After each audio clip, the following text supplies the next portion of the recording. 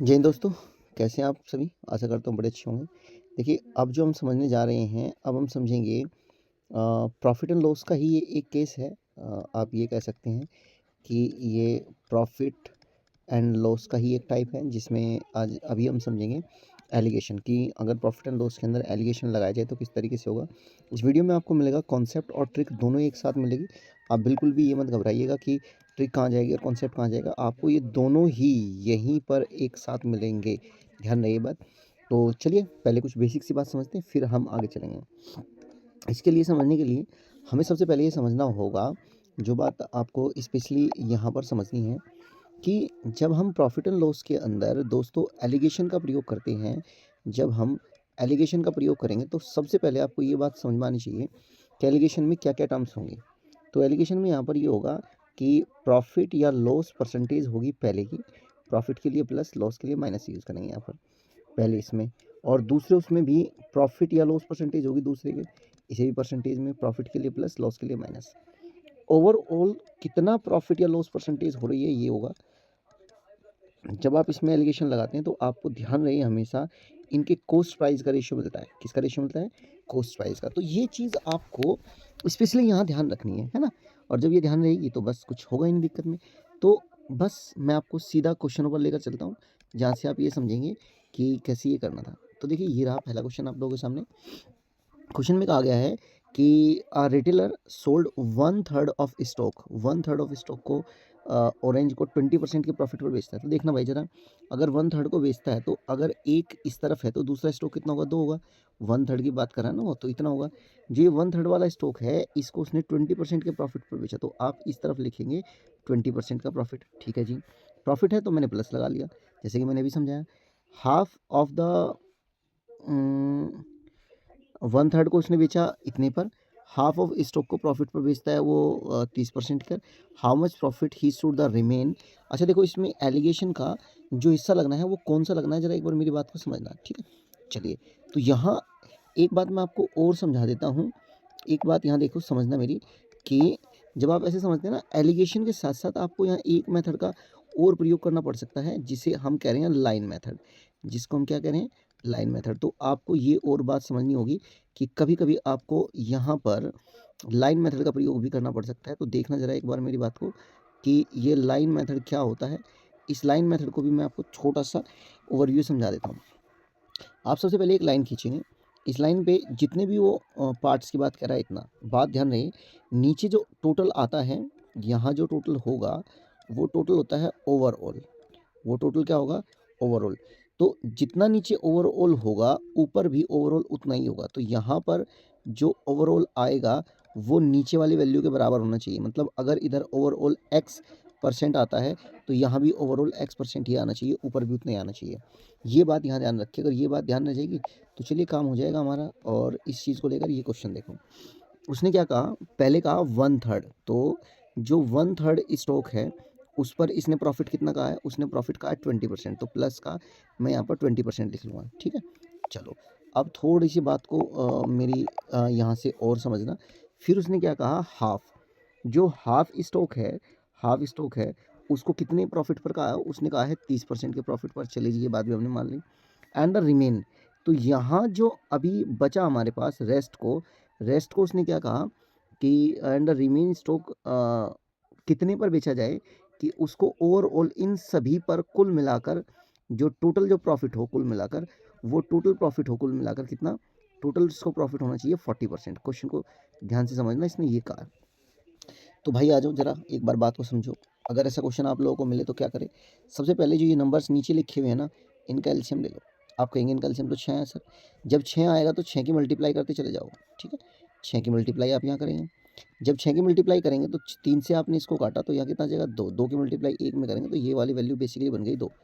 इसे जब आप इससे काटेंगे तो यहाँ आएगा 3। 3 की मल्टीप्लाई 1 में करेंगे तो यहाँ पर वैल्यू बनेगी 3। तो रेस्ट कितना बचा? तो रेस्ट बचेगा 1। देखो, 2, 3, 5 और 1 6, क्योंकि टोटल आप 6 मान कर चलते, ठीक है। अब अगर आप यहाँ से देखो, टोटल अगर 6 पार्ट था, 6 पार्ट पर 40 के हिसाब से प्रॉफिट होगा, तो कुल मिलाकर प्रॉफिट कितना होगा? 6 चौक 24, 240% का प्रॉफिट होगा कुल मिलाकर, ठीक है।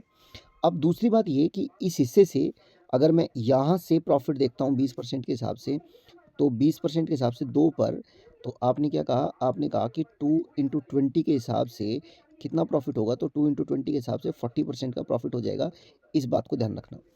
फिर उसी प्रकार अगर मैं यहाँ से आगे देखूँ, आगे देखने के बाद आपको यहाँ बात समझ में आएगी कि 3 के हिसाब से ये, तो 3 के हिसाब से 30 पर कितना प्रॉफिट होगा, तो ये होगा 90%। ठीक है, अभी तक 2 हिस्सों से 40 यहाँ से हुआ प्रॉफिट और 90 यहाँ से प्रॉफिट होगा, तो 40% प्रॉफिट प्लस दूसरे हिस्से पर 90% प्रॉफिट, तीसरे हिस्से का हमें पता नहीं, 1 इंटू एक्स हमने मान लिया परसेंट का प्रॉफिट होगा, और बराबर है 240 का प्रॉफिट, जो टोटल हमें यहाँ पर ये दिया गया था। तो 9 और 4 13, तो एक्स की वैल्यू कितनी आ जाएगी, एक्स की वैल्यू आ जाएगी 240 में से, 240 में से आप ये 130 घटा देंगे। 130 घटाने के बाद कितना बचेगा, तो 110 बचेगा। बताओ, इतनी बात बताओ, समझ में आ गई क्या? 110 बचेगा। आप कहेंगे हाँ जी 110 बचेगा। अब 110 जो ये है, जो हमारे पास ये 110 का प्रॉफिट आया है, ये 110 का प्रॉफिट कितने पर है पहले ये देख लो। तो हमारे पास कितना हिस्सा है, यहाँ पर एक हिस्सा है। अगर ज़्यादा होता तो आप इसको डिवाइड कर देते, अदरवाइज हमारा आंसर क्या हो जाएगा, इतना ही हो जाएगा। तो आंसर कितना है, 110 प्रॉफिट। बताइए, इतनी बात क्लियर हुई क्या? बोलो।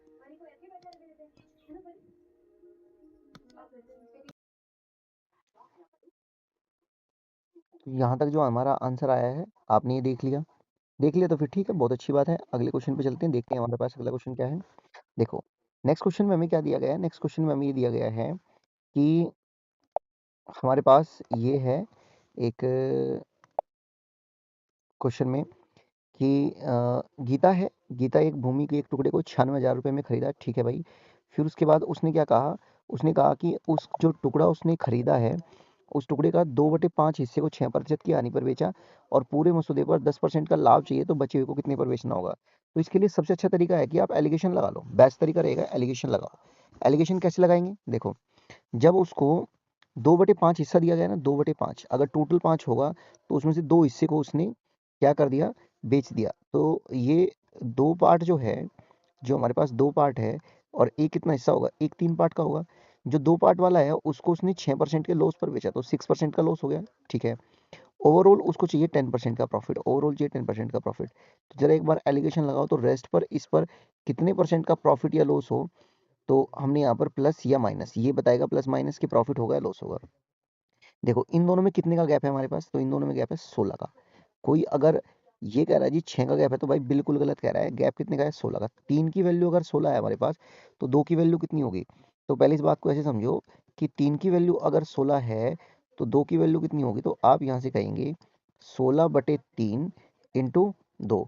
तो ये वाली वैल्यू कितनी होगी, 16 दूनी 32, 32/3, 32/3 का मतलब कितना हो जाएगा, 10 2/3। ठीक है बात। अब यहाँ समझना होगा, ये कम ये ज़्यादा, तो ये और ज़्यादा, तो आप क्या करेंगे, 10 के अंदर ये 10, 2/3 जो वैल्यू हमारी आई है इसको जोड़ देंगे। जोड़ने के बाद ये कितना हो जाएगा, ये हो जाएगा 20 2/3। इतनी परसेंट का ये दूसरे आर्टिकल को आपको बेचना होगा, यही क्वेश्चन का आंसर हो जाएगा। मतलब एक्स की जो वैल्यू है वो हो जाएगी 22/3%। उम्मीद है ये बात आपको क्लियर हो गई होगी, समझ में आ गया होगा। अगर समझ आ गया है तो आगे बढ़े और अगले क्वेश्चन को जरा सा मुझे करके बताएं, अगर आप कर सकते हैं तो। चलो, देखो क्वेश्चन क्या कहता है। क्वेश्चन में कहा कि a man purchase 150 pen at the rate of 12 पर पेन, 12 रुपए का एक पेन के हिसाब से खरीदा। उसने 150 पेन को 10% के प्रॉफिट पर बेचा। अब एक बात देखो, अगर कुल मिलाकर 150 पेन है, उसमें से 50 पेन को उन भाई साहब ने क्या किया है, भाई साहब ने बेच दिया 10% के प्रॉफिट पर। एक बात बताना, अगर मैं 50 पेन को बेच देता हूँ, तो मेरे पास बाकी पेन कितने बचेंगे, 100 पेन बचेंगे। और अगर मैं इसका रेशियो लेता हूँ, तो रेशियो कितना बन जाएगा, 1:2। समझते रहना बात को। जो ये 50 पेन है, मैंने इनको 10% के प्रॉफिट पर बेचा, तो भाई ये मैंने प्लस लगा लिया, और 10% का प्रॉफिट था तो ऐसे लिख लिया। ठीक है, फिर कहता है कि the percentage gain at which he must sell the remaining, मतलब जो ये 100 थे, इनको कितने के गेन पर बेचे, गेन होगा तो प्लस ही होगा इस पर भी, कि कुल मिलाकर उसको 15% का प्रॉफिट हो जाए। ठीक है, एलिगेशन इसकी अप्रोच है, इस समाधान को एलिगेशन कवर करेगा। आप देखो जरा यहाँ पर एक बार, अगर आप यहाँ से देखें तो इन दोनों में कितने का गैप है, तो आप कहेंगे सर इन दोनों में तो जी 5 का गैप है बस। तो 2 की वैल्यू अगर हमारे पास 5 है, तो आप कहेंगे 1 की वैल्यू कितनी होगी, तो 1 यूनिट की वैल्यू आप यहाँ से कहोगे कि सर ये तो इसका 2.5 गुना है, 2.5 गुना है, तो इसकी भी वैल्यू, 1 की वैल्यू भी 2.5 गुना होगी, तो यहाँ पर 2.5 आ जाएगा। अब बात जो सबसे सोचने वाली बात ये है, ये छोटी थी वैल्यू, ये बड़ी थी, तो ये और बड़ी हो जाएगी। और अगर और बड़ी हो जाएगी तो आप यहाँ से कहोगे सर जो आंसर बनेगा ना, वो आंसर क्या बन जाएगा, वो आंसर बन जाएगा कि 15 प्लस 2.5, और 15 प्लस 2.5 हो जाएगा 17.5%, और यही इस क्वेश्चन का आंसर हो जाएगा। चलिए अगले क्वेश्चन पे चलते हैं भाई। नेक्स्ट क्वेश्चन देखो कि अ ट्रेडर बोट 2 हॉर्सेस, एक व्यक्ति ने, एक ट्रेडर ने 2 हॉर्स खरीदे 3,50,000 रुपए में।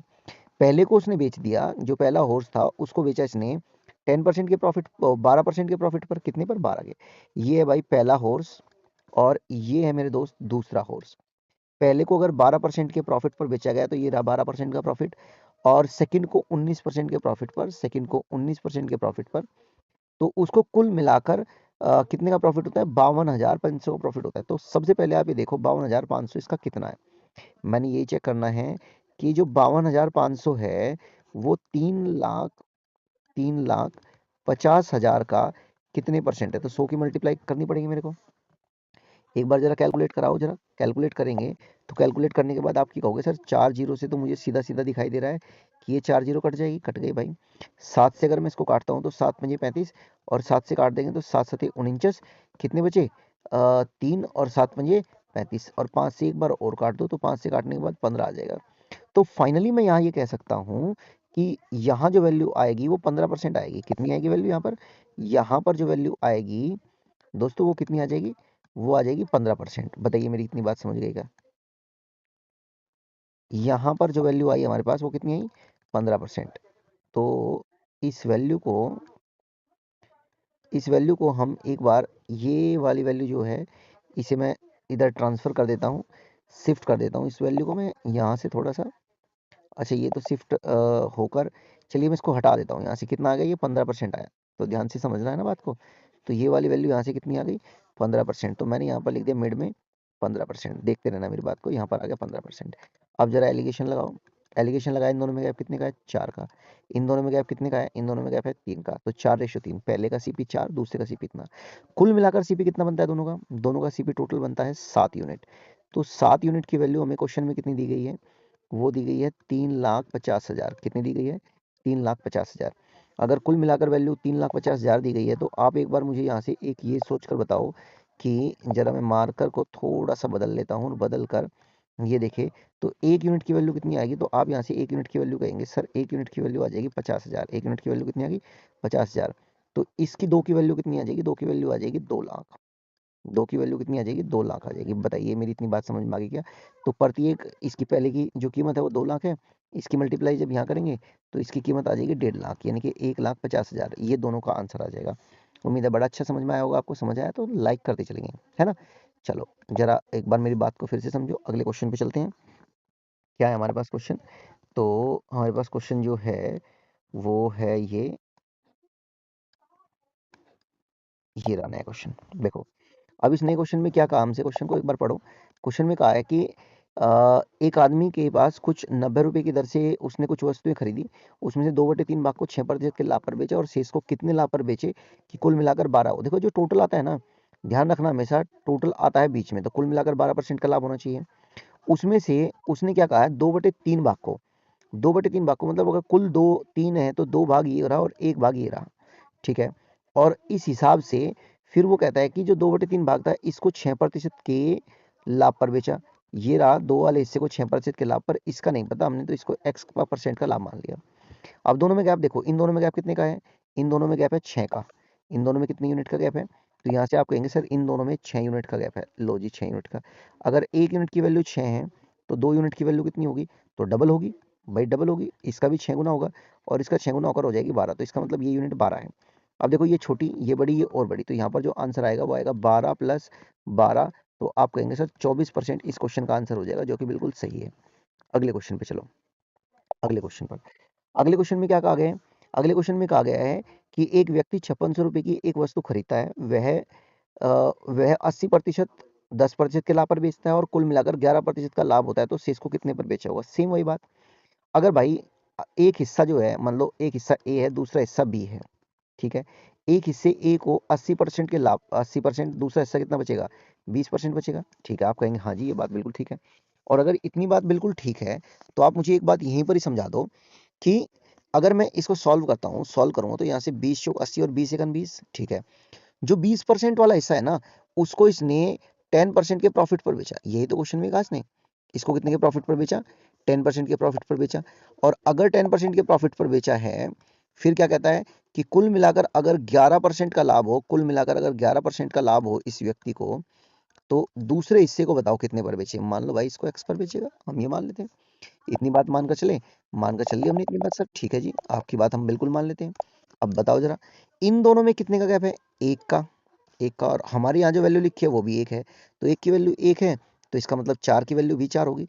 अगर 4 की वैल्यू 4 होगी तो देखो जरा, छोटी, बड़ी और बड़ी, तो 11 के अंदर ये 4 जुड़ जाएगा, और 11 के अंदर अगर 4 जुड़ जाएगा तो आप कहेंगे 15% इस क्वेश्चन का आंसर आ जाएगा। क्योंकि प्रॉफिट आएगा, वो प्लस आएगा तो प्रॉफिट में होगा, तो इसका आंसर कितना हो जाएगा? 15% हो जाएगा। आगे बढ़ो, आगे बढ़कर देखते हैं क्वेश्चन में क्या कहा। कि क्वेश्चन में कहता है एक दुकानदार 1,48,000 रुपए की कुछ वस्तुएं खरीदता है, उसमें से 66.66%, फिर से वही बात, लेकिन अब की बार आपको ये पता होना चाहिए कि जो ये 66.66% है, इसकी फ्रैक्शन वैल्यू कितनी होती है। तो मैं बता देता हूँ, इसकी फ्रैक्शन वैल्यू तो 2/3। तो अगर कुल जो है, कुल 2/3 है, तो उसमें से एक भाग ये है, यानी कि फर्स्ट जो पार्ट है वो हमारे पास ये है।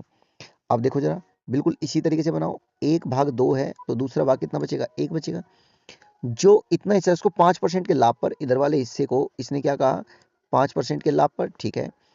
और शेष को कितने लाभ पर बेचेगी? कुल मिलाकर 6% का लाभ हो। कुल का लाभ जो होता है वो मिड में होता है, ये रहा कुल लाभ।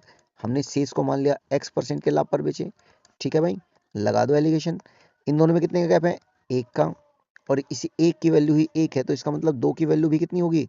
2 होगी। दो की वैल्यू 2 है, छोटी, बड़ी और बड़ी, तो यहाँ आंसर कितना आ जाएगा? 6 + 2, तो आप कहेंगे यहाँ आंसर आ जाएगा सर 8%, और यही इस क्वेश्चन का आंसर हो जाएगा। ओके भाई, चलिए भाई आगे बढ़ो। आगे बढ़ के आपने क्वेश्चन देखा कि एक ट्रेडर के बारे में कहा गया है कि टोटल आर्टिकल्स को वो कितने पर बेच रहा है? टोटल आर्टिकल्स प्रॉफिट 5 पर, नहीं, एक व्यापारी कुल वस्तुओं का 1/7 भाग 5% पर। देखो, 1/7 भाग को एक व्यापारी जो है 1/7 भाग को कितने पर बेच रहा है? वो बेच रहा है 5% के लाभ पर। लाभ है तो मैंने प्रॉफिट प्लस लगा लिया, ठीक है, समझना बात को। लाभ है तो हमने प्लस लगा दिया। फिर उसने क्या कहा? उसने कहा है कि और 2/7 भाग को, जो उसका 2/7 भाग है, उसको कितने पर? 10% के लाभ पर। 10% का लाभ है तो हमने फिर से प्लस लगा लिया, 10% का लाभ। शेष को कितने पर बेचे? यहाँ पर जो आएगा वो रेस्ट भाग आएगा, वो शेष को कितने परसेंट के लाभ पर बेचे कि कुल मिलाकर उस व्यक्ति को जो प्रॉफिट यहाँ पर हमें इसने कहा है, कुल मिलाकर 9% का प्रॉफिट होना चाहिए। ऐसा क्वेश्चन मैंने अभी आपको कराया, और क्या समझाया ऐसे क्वेश्चन को सॉल्व करने के लिए मैंने आपको? बताना, देखो मुझे, मैंने अभी आपको समझाया कि जब ऐसा क्वेश्चन कभी मिले तो आप सबसे पहले जो नीचे वैल्यू लिखी है इनका एलसीएम ले लो। और ये वैल्यू भी 7 है, ये वैल्यू भी 7 है, तो दोनों का तो एलसीएम ही क्या आएगा? 7। 7 की मल्टीप्लाई जब आप यहाँ करेंगे, 7 की मल्टीप्लाई करेंगे, तो इससे तो ये कट जाएगा, और कटने के बाद 1 आएगा, तो इसका मतलब फाइनली यहाँ पर वैल्यू आ जाएगी 1। उसी प्रकार यहाँ पर वैल्यू कितनी आ जाएगी? 2 आ जाएगी। तो यहाँ रेस्ट में कितना बचेगा? 1, 2, 3, और यहाँ कितना रह जाएगा? यहाँ रह जाएगा 4। अब देखो, कुल अगर 9 था, 7 यूनिट के हिसाब से 9 सते 63, तो कुल मिलाकर 63 का लाभ होगा। अब यहाँ से कितने का लाभ हो रहा है? यहाँ से लाभ हो रहा है 5 का। 1 की मल्टीप्लाई अगर 5 में करेंगे तो एक यहाँ कितना आ जाएगा? 5, और 10 की मल्टीप्लाई 2 में करेंगे तो यहाँ से कुल मिलाकर कितना लाभ आ जाएगा? यहाँ से लाभ आ जाएगा 20%। मेरी बात को बहुत ध्यान से समझना।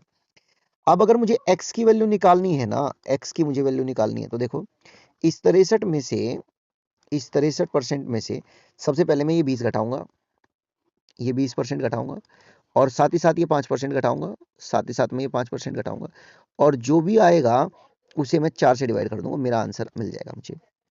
तो मैंने भाई यहाँ पर 30 घटा दिया, अगर मान लो मैं 20 घटाता हूँ तो 43, ठीक है, और ये 5 घटाया मैंने तो कितना बचा? 43 में से 5 जाने के बाद बचता है 38। कितना बचेगा? 38। 38 को मैं 4 से डिवाइड कर दूंगा, तो आप कहेंगे यहाँ से 9 चौक 36, बचे 2, तो ये आ जाएगा 9.5। कितना आ जाएगा? क्योंकि प्लस में आएगी वैल्यू तो पॉजिटिव, तो इसका मतलब बाकी हिस्से को उसको 9.5% के प्रॉफिट पर बेचना होगा, ताकि उसको वो प्रॉफिट मिल सके, जो वो कंडीशन मिल सके जो उसने इस क्वेश्चन में कही है। आई होप सो ये बात क्लियर हुई होगी। चलो भाई, समझ में आ गई। तो ये था आज के सेशन का भाई बेहतरीन सा सेशन, जिसके अंदर हम सारी बातें कर रहे हैं।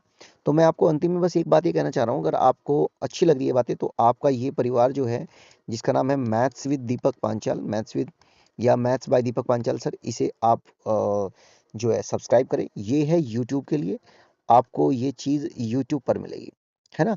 ये कहाँ पर मिलेगी? यूट्यूब पर। तो ये यूट्यूब पर है।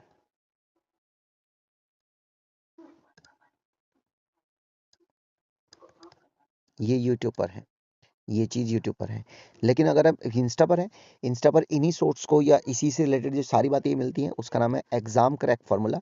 आप इसे फ़ॉलो करें और आपको यहाँ पर टोटली जितनी भी इन्फॉर्मेशन मिलेगी या शॉर्ट्स मिलेंगी, वीडियोज़ मिलेंगी, कंटेंट मिलेगा, वो शॉर्ट ट्रिक और ये सारी चीज़ों का कंटेंट ऐसा ही मिलेगा। तो आप ध्यान रहे इस चीज़ को फ़ॉलो करें और आपको बहुत सारा कंटेंट और सारी चीज़ें मिल जाएगी। धीरे-धीरे कर मैं आपको पूरे मैथ्स की इस तरीके से छोटी-छोटी वीडियोज़ में कवर करूँगा। Thank you for watching. मिलते हैं अगली वीडियो में, तब तक के लिए नमस्कार।